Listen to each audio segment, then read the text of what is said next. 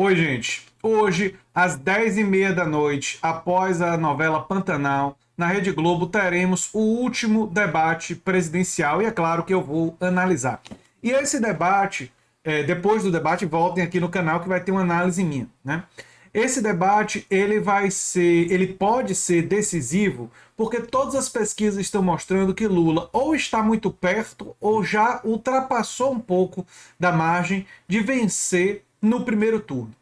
E se ele for bem no debate e conquistar ali 1, 2% dos indecisos, provavelmente vai sacramentar a vitória em primeiro turno. E também pode ser que outros candidatos ganhando aí 1, 2, 3% da intenção de voto dos indecisos pode levar a disputa para o segundo turno. Então esse debate tem sim possibilidade de decidir a eleição já no primeiro turno e encaminhar um segundo turno que, se as pesquisas estiverem corretas, e são muitas delas, e a gente aqui acredita nessas pesquisas de institutos sérios, Lula, mesmo que tenha segundo turno, vai para o segundo turno com uma grande vantagem.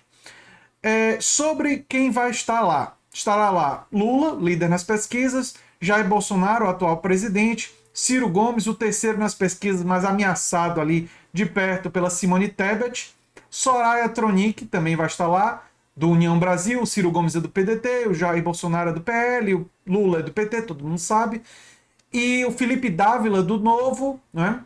E também teremos a presença, a Soraya Tronic é do União Brasil. E também teremos a presença do Padre Kelman, do PTB. Esses candidatos foram obrigados a ser convidados pela Rede Globo de televisão porque todos eles estão em partidos que têm pelo menos 5 representantes. Então a Globo é obrigada pela lei eleitoral a convidar esses candidatos. Mas a Globo poderia, se quisesse, convidar um candidato que não tem, que está em um partido que não tem 5 representantes. E aí nós temos 3 candidaturas mais à esquerda que poderiam ser convidadas. Mas é claro que nem a Globo, nem a SBT, nem a Band, nem nenhum desses grandes canais da mídia corporativa convidaram candidaturas como do Léo Pericles, da Unidade Popular, Sofia Manzano, do PCB, não é? E a Vera Lúcia, do PSTU. Óbvio que essas candidaturas mais à esquerda não foram convidadas, já que não é obrigado, aí entra a ideologia, né? E eles não vão dar espaço para essas alternativas de uma esquerda chamada mais radical, né? Enfim, isso não surpreende em nada. Sobre o debate em si, o que é que eu gostaria de ver questionado ao Bolsonaro e o que é que eu gostaria que Lula respondesse? Eu gostaria que fosse questionado a Lula e que o Lula respondesse e que fizesse esse contraste com o Bolsonaro em o que é que o Lula faria de diferente na pandemia. É meio que inquestionável que o grande evento mundial dos últimos 4 anos foi a pandemia. E o governo Bolsonaro teve um comportamento absurdo durante a pandemia. Foi contra as medidas de distanciamento, brigou com os governadores por fato dos governadores terem lutado pelo distanciamento social, né? O governo Bolsonaro minimizou a eficácia da vacina, fez um discurso anti-vacina que contribuiu com a diminuição da cobertura vacinal em coisas não apenas ligadas ao Covid, mas diminuição da cobertura vacinal para sarampo, para outras doenças, né? Então, eu gostaria muito de ver Lula batendo nessa tecla. Uma outra tecla que eu acredito que Lula poderia bater e deve bater são os escândalos de corrupção envolvendo o governo Bolsonaro. E o governo, a família Bolsonaro.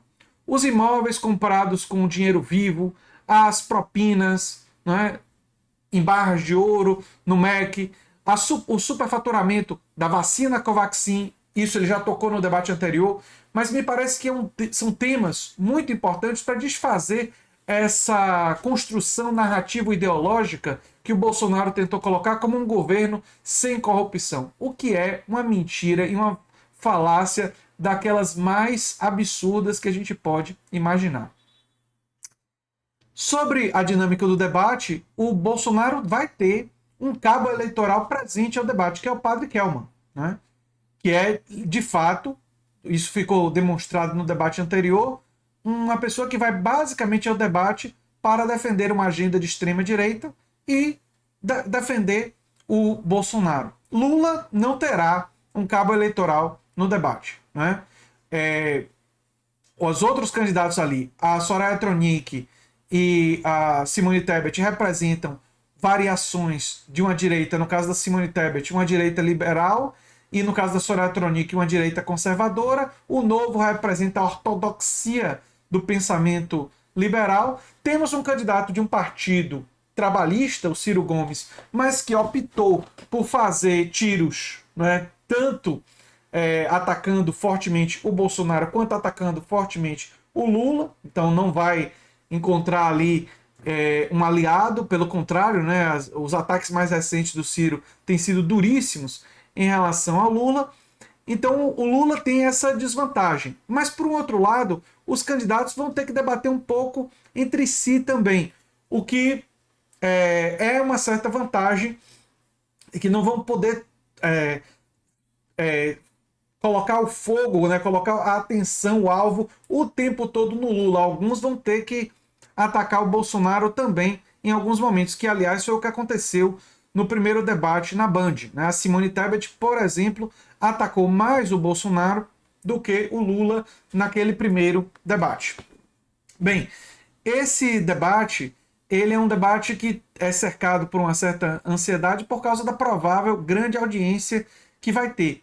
Mas também é verdade que eu não acredito que esse debate vai mudar significativamente grande faixa do eleitorado. Quando a gente olha para as pesquisas, a gente percebe que mais de 80% da população brasileira já parece decidida em que candidato vai votar. E quando você examina as candidaturas Lula e Bolsonaro, estão entre os eleitores mais convictos, aqueles que vão votar em Lula ou aqueles que vão votar em Bolsonaro.